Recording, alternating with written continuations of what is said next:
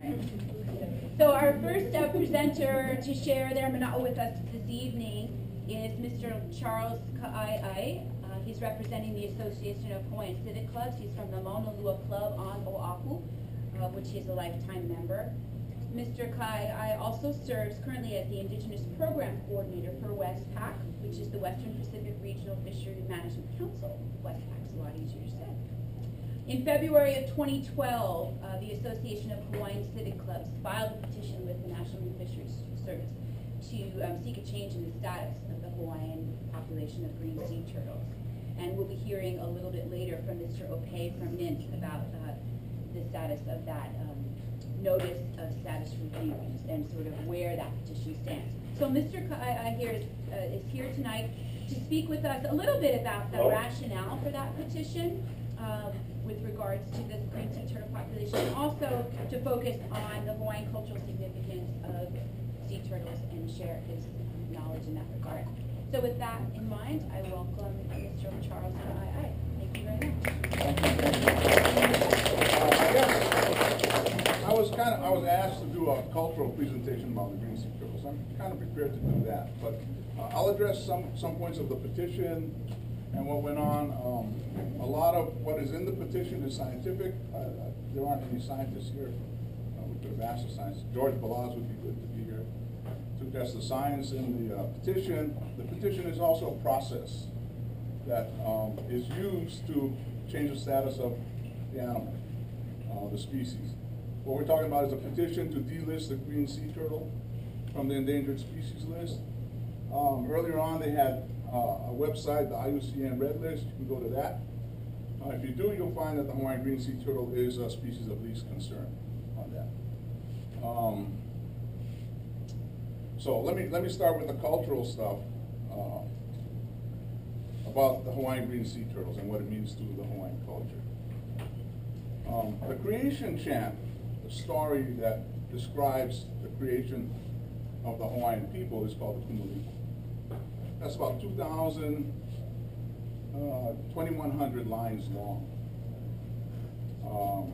Usually it's a chant that's given when a chief is put in place, and the very last name that's in the chant is his name. So it relates his genealogy all the way back to the creation of the gods. And that's at about line 600. The gods and the world was created from lines 1 to 600. Turtles appear at about line 380. And they describe three kinds of turtles. And there's a lot of work that's been done in trying to interpret what those three turtles mean. There's a lot of discussion at a real academic level about the Kumulipo. Kumulipo was chanted one time in the modern era, and that was chanted at the Hula Festival in Hilo. And it took about 20 hours and 4 chanters to chant. And they didn't chant the whole chant. They left out some parts. But at 380 to about 400 turtles are created. Man is created at about 600. So all of these creatures are created in this chant. And then first the ocean is darkness, and then out of darkness comes light. Then there's a male and female force comes out. And with this male and female force, all of the creatures begin to be born. And about line 300, it says, then the crawlers came out. And then the turtles are described in that chant, in that stanza.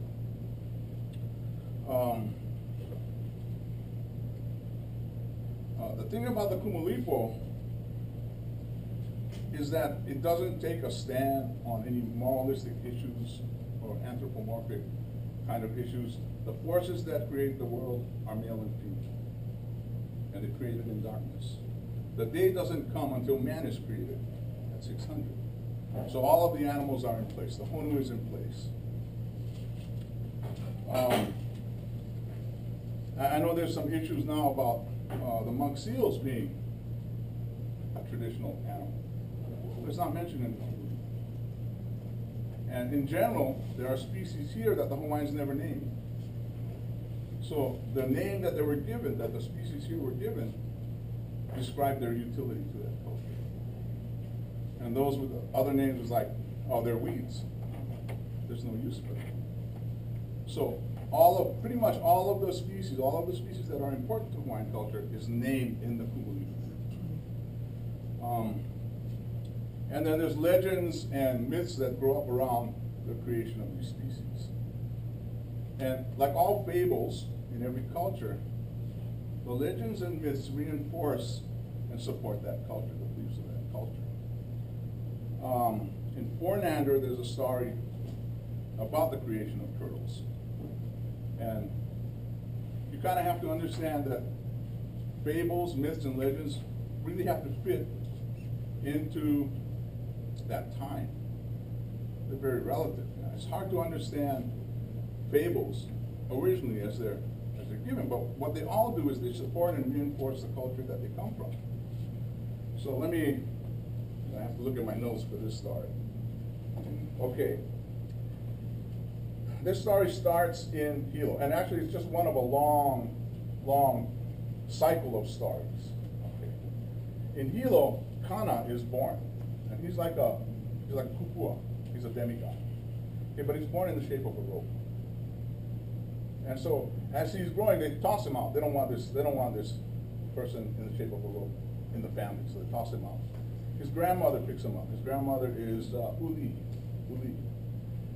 And she takes him home. But as he grows bigger than the hut. They have to keep adding on to the huts to cover him. What happens is his mother is kidnapped. The chief of Molokai sails on a hill called Haupu to Hilo Bay. And his mother goes up and takes a look at climbs the hill and looks around and is kidnapped by the chief of Molokai. Chief of Molokai was Kapepe'e Kawila. And he captures her and takes her back to Molokai on the hill. The hill sails back to Molokai. You got to understand this in the context of the times, right? So the hill sails back to Molokai, and he has her as his wife. What happens is that when his father finds out, Hakalani Leo finds out that his wife has been kidnapped, taken back to Molokai, he decides to go to war with Molokai. And Molokai is part of Maui Nui, this area here. So he gets together his warriors, and they say, well, go get Kana, right? This kid that's a rope, because he's going to be a great warrior. He has lots of powers and everything.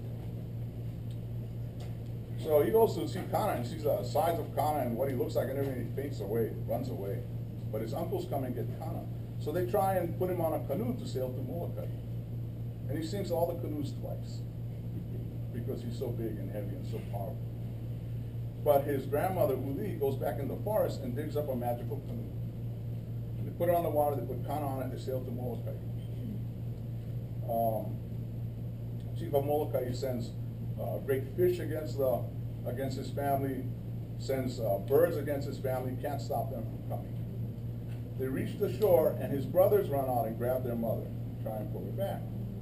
But because the forces of Molokai fought so hard, they had to let her go, and she runs back to the chief. So under this Haupu, this hill, there's a turtle, and that's how the hill moves. And so this turtle under the hill, Haupu, has a power to stretch. So they can stretch it. There's a big battle going on with necks and arms being stretched into the sky and tangling each other. Big battle goes on. Kana begins losing. So he stretches back to Hilo, to his grandmother, and is nourished by his grandmother. Gets enough strength, comes back, and breaks the back of Haupu in 1,000 pieces, cracks the shell. And from each piece comes a turtle. And that's the turtles that populate Hawaii.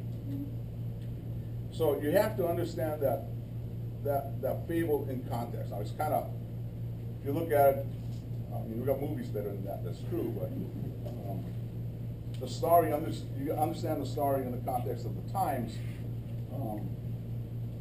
I think the earliest descriptions of the Hawaiian people from the Westerners that came here was that they found the Hawaiians to be very superstitious.